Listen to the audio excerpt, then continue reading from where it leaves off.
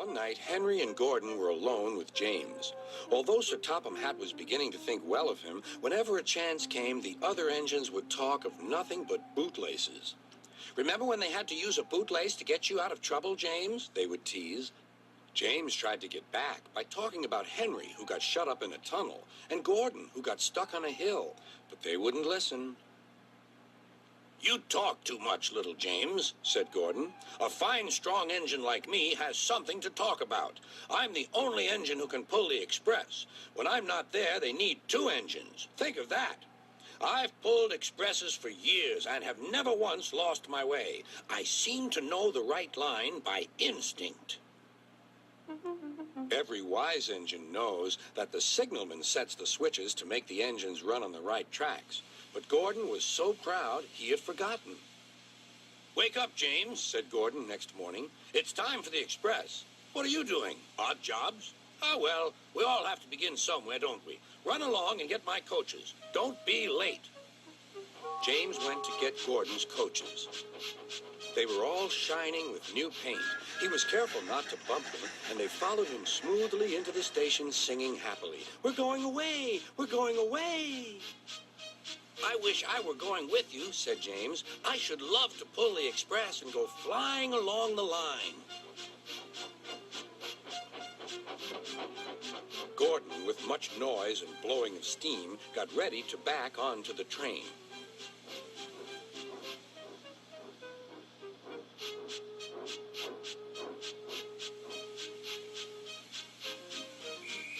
Sir Topham Hatt was on the train with other important people, and as soon as they heard the conductor's whistle, Gordon started.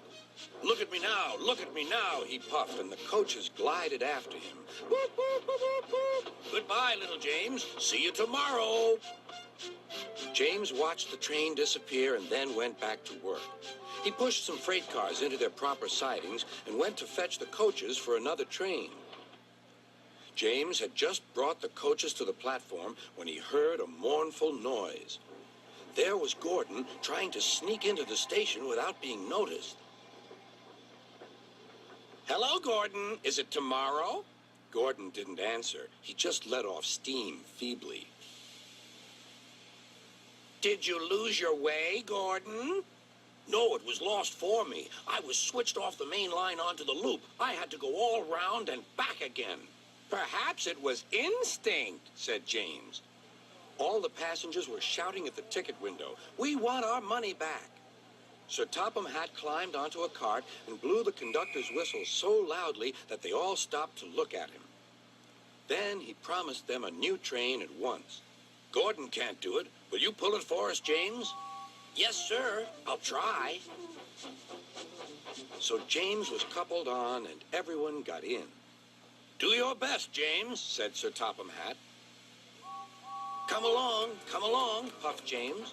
"You're pulling us well, sang the coaches. "Hurry, hurry, hurry," puffed James.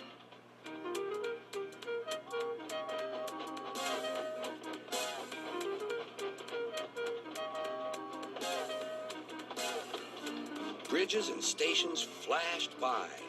The passengers cheered, and they soon reached the station. Everyone said thank you to James, and Sir Topham Hatt was very impressed. "Well done. Would you like to pull the express sometimes?" "Yes, please," answered James. Next day, when James came by, Gordon was pushing freight cars. "I like some quiet work for a change," he said. "I'm teaching these cars manners. You did well with those coaches, I hear." "Good. We'll show them." And he gave his cars a bump. James and Gordon are now good friends. James sometimes takes the express to give Gordon a rest. Gordon never talks about bootlaces, and they're both quite agreed on the subject of freight cars.